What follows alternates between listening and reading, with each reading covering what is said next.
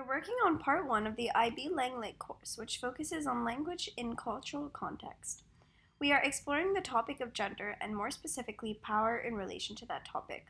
Our FOA is a podcast that deals with an opinion column news article and a formal report about corpus data. The intended audience for our FOA are men and women who more specifically take part in sports, to raise awareness of the misrepresentation and create a potential for equality in gender attitudes.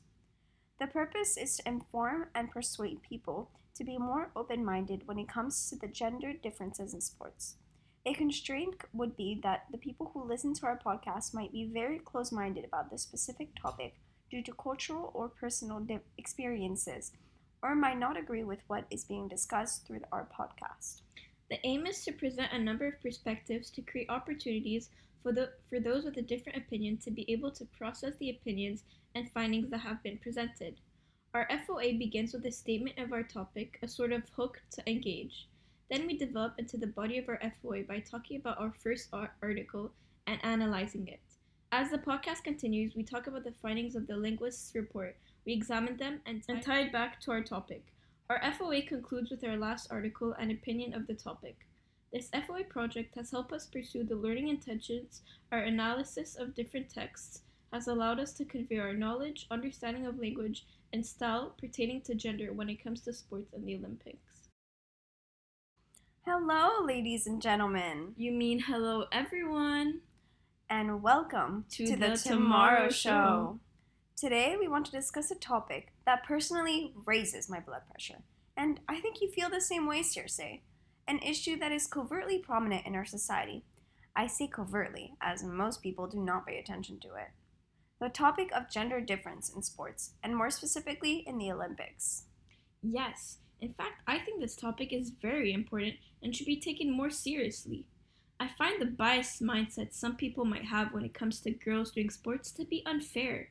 You may have heard, according to a lot of individuals, that another British gold by a British beauty when referring to a female win. But when a man wins, they would refer to him by his name and mention his strength, agility, and determination. A win for a man would result in praise for his hard work and how much he deserved a medal, whereas for a woman, the language in the media would indicate that luck plays a factor in their success. The language used to describe a man's win would use primal language, like having masculine prowess, and for this victory making allusions to warriors or gladiators, and almost as if these males have to be lauded for their evolutionary physiological battle. I couldn't agree more. Individuals are so engrossed in their ideas and always keep the same mindset that discussing gender equality just as a whole becomes difficult. Many important media figures have fought back against this sexism. For example, Serena Williams. On Good Morning America, she said, "If I were a man, I'd have been considered the greatest a long time ago." Well, let's just hope our listeners are more open to hearing what we talk about. Well, in order to tell you a bit more about this topic, we took a look at two different articles. And honestly, after reading these articles, I was able to deepen my understanding of the topic. And I realized that the deep-seated gender inequalities that can be inferred by the language used in just a simple article. The first text we'll go over is an article from the opinion column of the Washington Post called "How Much Do Sex Differences Matter in Sport?" It's written by David Epstein, who is the author of The Sports Gene, a book on the effects of genetics and sports training on human athleticism. One of the major rhetorical constraints in this piece is that Epstein has to discuss gender differences to a wide audience of both men and women, knowing that both men and women will potentially have varying degrees of bias towards the topic of gender identity. The article is also constrained by the nationality of the audiences, as most readers of this broadsheet newspaper will be educated Americans who wish to be presented with opinion articles based on factual and true events, as well as formal research. That could be true, but it is important to point out that broadsheet newspapers are still likely to be written with some bias, as the bias is not so obvious when in high diction, like this article. The mix of high and low diction he uses gives Epstein a kind of expert voice on the topic and really raises the significance and the key message to support athletes of both genders. making the article come across to the audience more impactfully. I agree. The writer skillfully presents his views when it comes to sex differences and athlete performance. He begins the article by stating the questionable opinions of a Russian ski jump coach who highlights the risk of injury in ski jumping to be tolerable by men, but that women would do better to stick to a more domestic purpose in life. Epstein highlights that in this day and age, such views are undeniably archaic. While women have faced resistance in their inclusion of formal sporting events, they have excelled in their sporting performances. However, he highlights that whilst women must be commended in their progression, he feels that we cannot deny the physiological advantage that men possess. He presents opinions from a number of sporting articles in favor and against his viewpoints in order to establish a balanced argument. He highlights that there are differences, but we should not exclude women on the basis of this.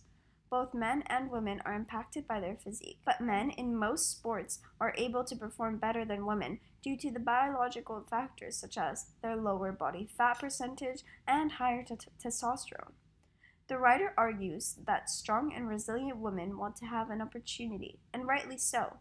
If they feel they are able to compete, no prejudice or gender stereotypes should be used as a blockade.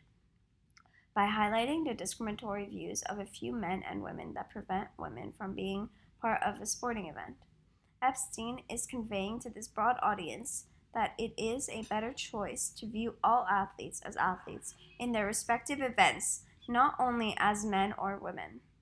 Also, that we should all challenge our own stereotypical and traditional gender roles to allow anyone, men or women, to achieve their goals. His word choice and use of humor also enhances his tone and style.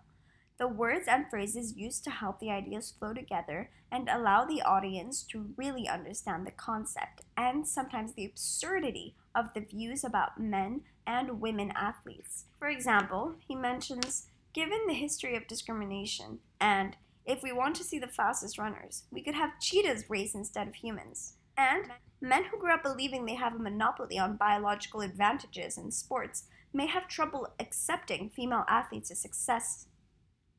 David Epstein also uses complex vocabulary throughout the article. Words like herald, fallacies, outstrip, or hindered. These add a level of authority to his tone and show the reader that he is well educated.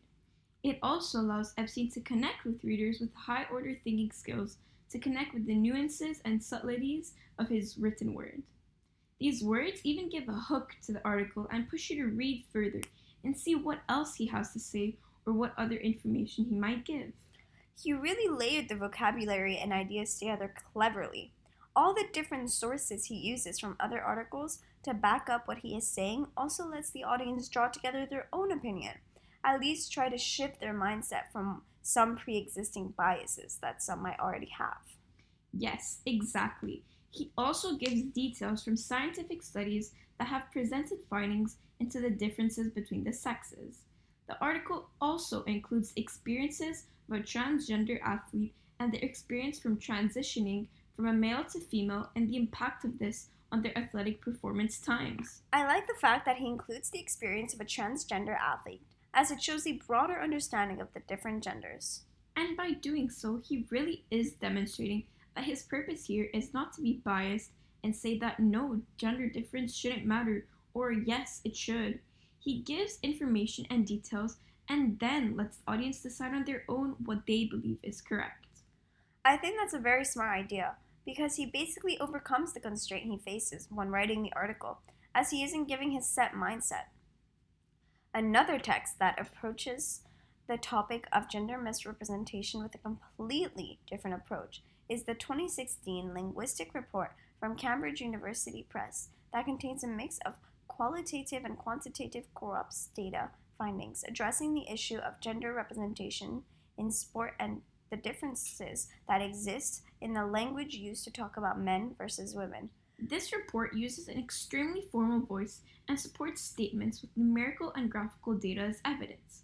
The report takes a structured and empirical approach to provide evidence to validate claims about the misrepresentation of women in sport. The formal tone and diction used, as well as the absence of first and second person pronouns, create an objective and authoritative standpoint.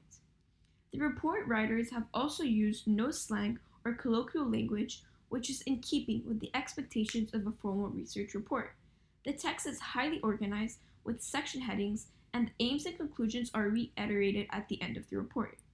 The purpose of this report was to state the findings of a study based on language used in the Olympics for women and how they remain to have less airtime given than for men, concluding that there is an unequal balance.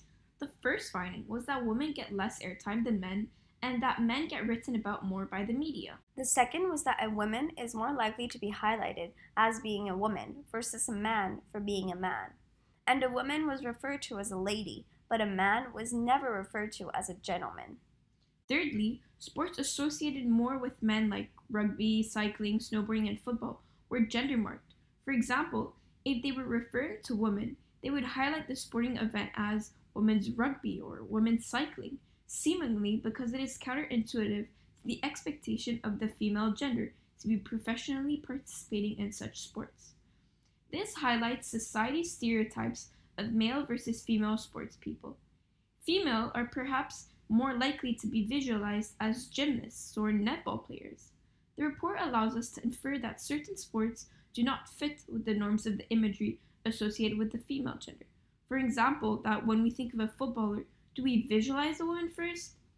Perhaps some of the criticism that the media faces is due to journalists wanting to dispel a potential misconception that readers may have, meaning that they do not wish to confuse their audience rather than them wanting to patronize the female sports people. I would have to both agree and disagree. I mean, journalists must take the lead in changing the assumptions of the world audience. If they take the time and energy to represent women as much as they do men, they would not need to mark the gender of a sports person to clarify who they are reporting about. The pen is mightier than the sword, as they say. Indeed, journalists should be made aware of such reports so that they can reflect on their writing styles and take a more progressive approach. Speaking of which, the last key finding from the Corpus report was the validation of media criticism for being obsessed with the appearance and dress of female athletes, as well as their marital status, and for using words that trivialize their status, like using lady or gal in media commentary, when referring to women, in comparison to similar language used less frequently to refer to men. Women were referred to as girls more often than men being referred to as boys, infantilizing them. Another form of misrepresentation, highlighted by the corpus linguist analysis, was that the wins of women were more likely to be reported with language such as women have won. This is called the past participle and makes it sound like something turned to be that way and did not require much effort, as well as creating a time gap and using words like clinched. But for male wins, it was more reported to like claimed and men won, making it sound more current and as if they are more deserving of the victory. This overall makes men seem more worthy of titles than women. The report was based on the analysis of news and social media commentary with literally millions of words in sports and general English, and uncovered evidence that there is a disparity and that men in sports are reported different and receive more media coverage. But women's reports focus on their attractiveness and are referred to as lesser, other, and are trivialized. The word sportsperson, though, is becoming more widespread, giving hope for a someday equal Olympics. And in order to demonstrate that, the data shown in the article comes from the Cambridge Sports Corpus and the Cambridge Olympics Corpus. Corpora are like vast collections of words that are used in a particular field.